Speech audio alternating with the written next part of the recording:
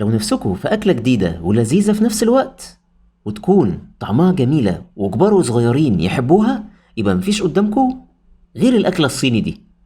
أكلة هتغير مفهومكوا خالص عن الأكل الصيني، والطعم إيه حكاية. وتعالوا نجيب الموضوع من البداية.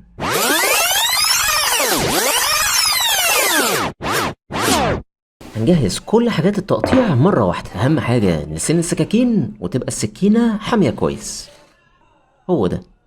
بعد كده هنجيب فلفل رومي أو فلفل كوبي، بعد كده هنقطعه شرايح رفيعة خالص.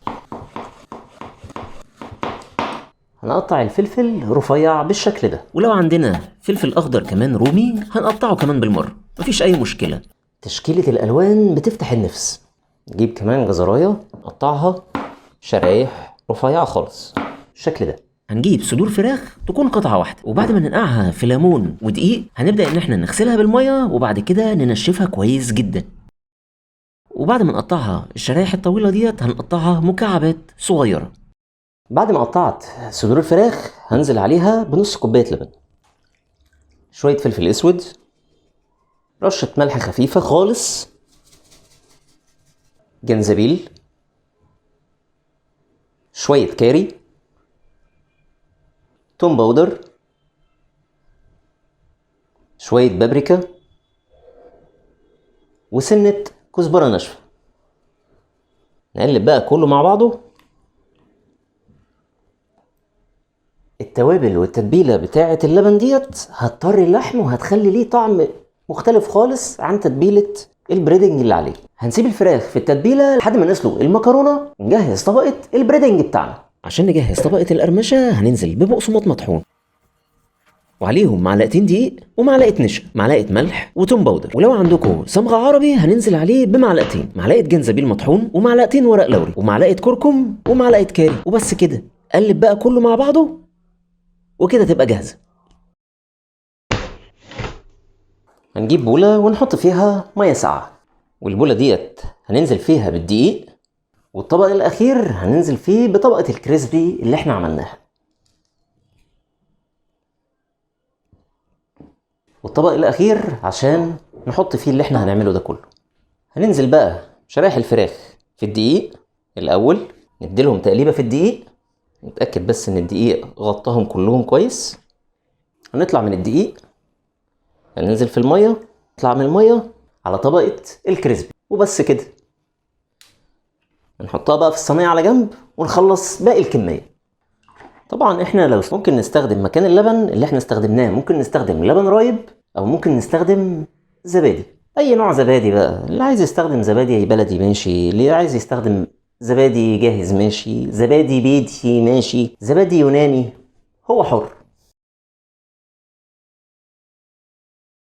هنسيبها في الفريزر لحد ما الزيت يسخن، وبعد كده هنبدأ نحمرها.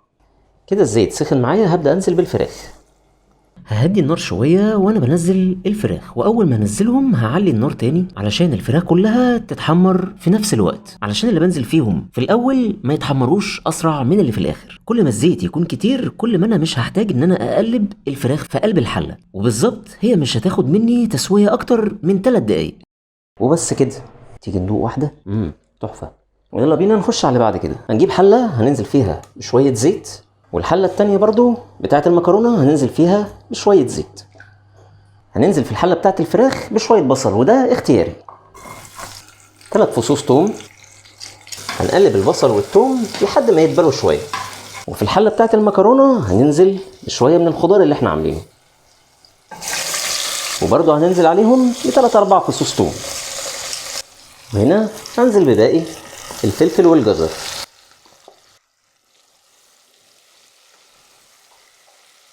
هننزل على المكرونة بشوية كاتشب،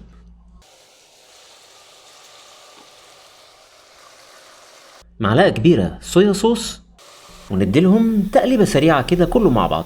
وبعد كده هننزل عليها بنص كوباية مية المكرونة وعليها معلقة نشا.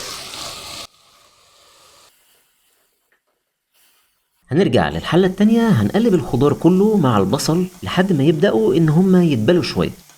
هننزل بشوية خل،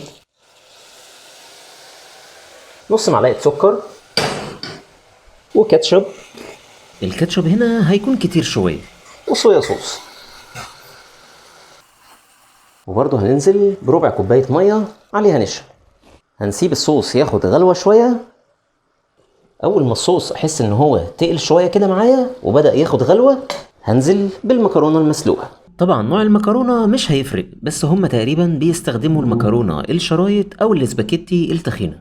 أقلب بقى كده تقليبة سريعة، وهنحط معلقة سمسم. هنقلب تقليبة خفيفة ومش هنحتاج إن احنا نسيبهم على النار كتير. ههدي النار عليه شوية لحد ما الفراخ تجهز معايا. نيجي بقى للفراخ، وبعد كده هنزل بالفراخ اللذيذة دي.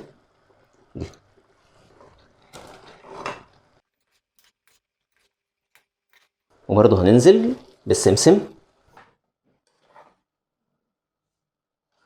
وبس كده، هطفي على طول. ننزل بقى بشوية سمسم في الآخر، وعلى المكرونة برضو شوية سمسم. شكلها بجد روعة وريحتها جميلة جدا.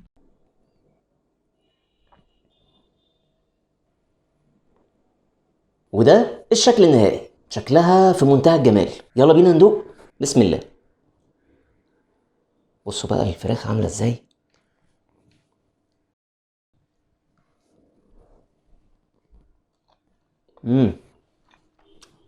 الله. ندوق بقى المكرونة. المكرونة ريحتها تجنن.